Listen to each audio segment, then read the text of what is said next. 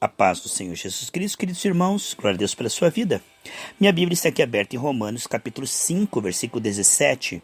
Se pela transgressão de um só, que está falando de Adão, né? A morte reinou por meio dele. Muito mais, você crê nisso, amados? Muito mais, aqueles que recebem, você recebe? Aqueles que recebem de Deus a imensa provisão da graça e a dádiva da justiça, ser declarado justo por Deus em Cristo, né? Reinarão em vida por meio de um único homem, Jesus Cristo. Então, se pela desobediência de Adão vieram os efeitos da queda, né? Vieram a escassez, porque Deus não fez o homem para falta, mas para sobrar.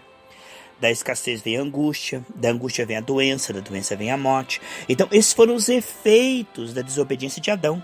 Mas aqui diz que muito mais veio sobre nós pela obediência de Cristo. Pela obediência de Cristo, nós reinaremos como reis nessa terra. Aqui diz que Cristo derrama sobre nós uma provisão imensa, transbordante de graça. Pelo sangue de Jesus somos perdoados. E a dádiva da justiça é ser declarado salvo, perdoado, filho, herdeiro, participante da família de Deus, tendo a oração sempre atendida, né, pelos métodos de Cristo. E justiça também é a capacidade de vencer a carne, vencer as tendências pecaminosas da carne, vencer o mundo e o diabo. Aquele que é nascido de Deus vence tudo, porque ele é família de Deus e tem a presença de Deus, o poder de Deus, a confirmação de Deus. Olha que coisa tremenda. Então, pela desobediência de Adão, vieram os efeitos da queda, que nós vemos no visível muitas vezes. Mas, pela obediência de Cristo, nós estamos assentados nas regiões celestes. Portanto, eu e você não estamos em apuros. Eu e você estamos reinando em vida. Efésios 2,6, que nós estamos reinando assentados com Cristo. Então, não deixe as circunstâncias visíveis enganar você. Não deixe com que Faraó faça você crer que ele vai te matar, quando na verdade Deus está ali para mostrar o livramento dele vez após vez, abrindo o mar, lançando o pão no deserto.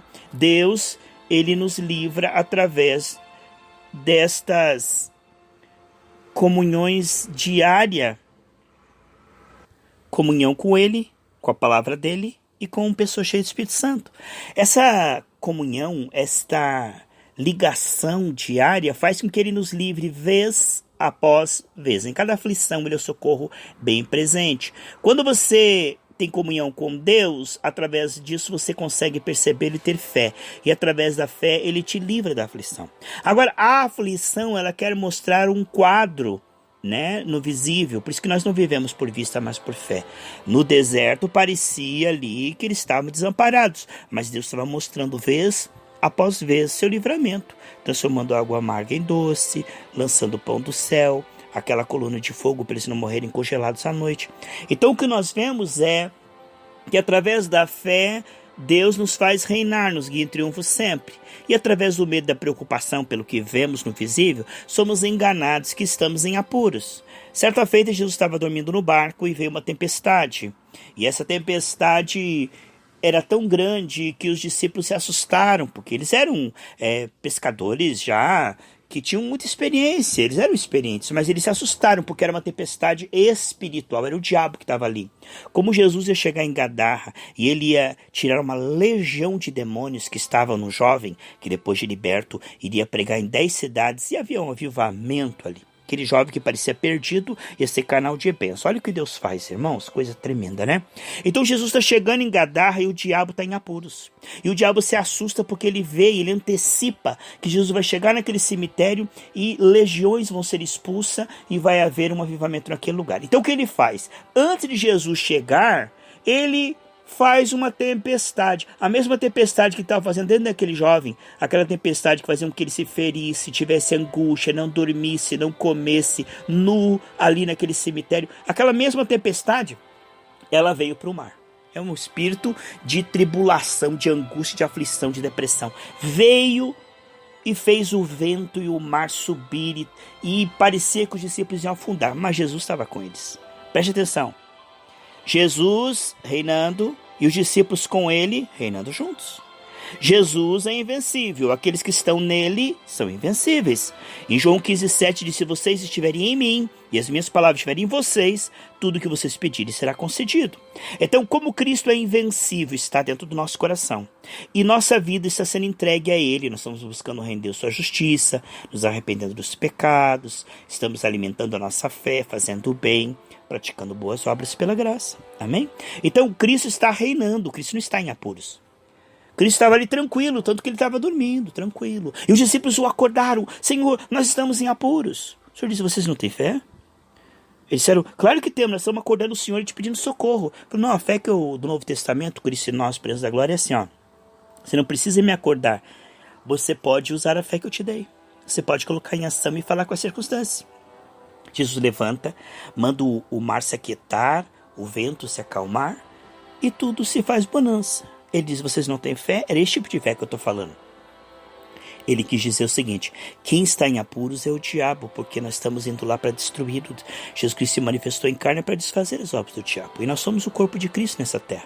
Eles, enquanto estou neste mundo, sou a luz do mundo. Mas quando ele subiu, ele disse: vocês são a luz do mundo. Veja lá em Mateus capítulo 5. Eles brilham vossas boas obras, para que os homens vejam e glorifiquem o Pai que está no céu. Temos esse tesouro em vaso de barro, para que toda a honra, toda a glória seja do Senhor Jesus Cristo. Aqui o que nós estamos vendo é que os discípulos pensavam que estavam em apuros. Mas quem estava em apuros era o diabo, mais do que derrotado. Derrotado para sempre, derrotado vez após vez. Assim como Sansão, enquanto temia o Senhor, clamava ao Senhor vez após vez, o Senhor o livrava. Assim o Senhor está conosco em todo o trajeto. E o Senhor é maior que o diabo. Entende? Portanto, já que o Senhor está conosco, Ele não está em apuros. Nós que estamos com Ele, não estamos em apuros. Quem está em apuros é o diabo, que está tentando contra nós em vão, porque toda ferramenta preparada contra nós não prosperará. Isaías 54:17. Lá em Isaías 54:15 diz: olha, poderão se levantar ataques contra você, mas não vem de mim não, diz o Senhor. Não é de mim que está vindo isso não. E todo aquele que se levantar contra você vai cair diante de você. Essa é a herança daqueles que temem o Senhor, que podem envergonhar e declarar culpado o inimigo e expulsá-lo, porque ele é derrotado. Nós temos um corpo de carne, a terra Deus deu aos filhos dos homens. Salmo 115, versículo 16. O que estamos vendo aqui é que os discípulos acreditaram no visível. Eles foram impressionados por aquele ataque em vão das trevas, entende? Porque nós temos autoridade. E Lucas 10:19 diz que eu te dou autoridade, que é poder e direito de usar esse poder, sobre toda a força do diabo.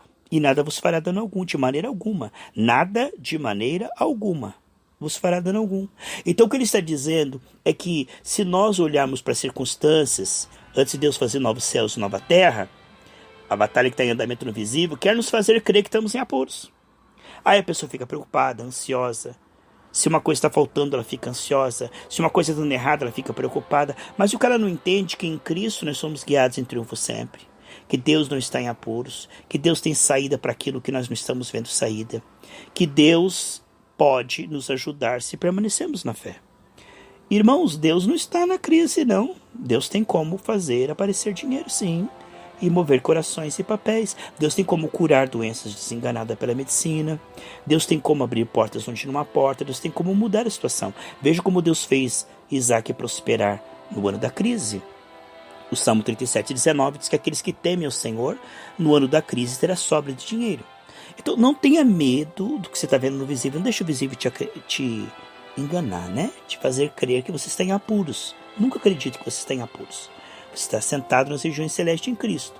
Não acredite nas circunstâncias antibíblicas, porque lá na cruz Jesus já venceu tudo que você está enfrentando. Lá em João 16:33 diz: olha, vocês vão ter aflição, mas tenham bom ânimo, fiquem felizes, porque eu já venci, eu já fui à frente. Quebrei as portas de bronze, ferro de ferro, eu já fiz vocês invencíveis, eu separei vocês do fracasso. O fracasso não pode derrotar vocês jamais, então não acreditem. Por mais que a circunstância mostre que está falido, você é próspero. Por mais que a circunstância mostre que você está doente, você já foi curado. Por mais que a tua carne diga que você é escravo desse pecado, desse vício, você é mais forte porque o Espírito Santo está na sua vida. Portanto, Deus não está em apuros, você não está em apuros. Quem está em apuros é o diabo. E ele quer fazer crer, enganar através do visível, que você está em apuros. Mas saiba, acalma o teu coração, tranquilize. Cristo está com você.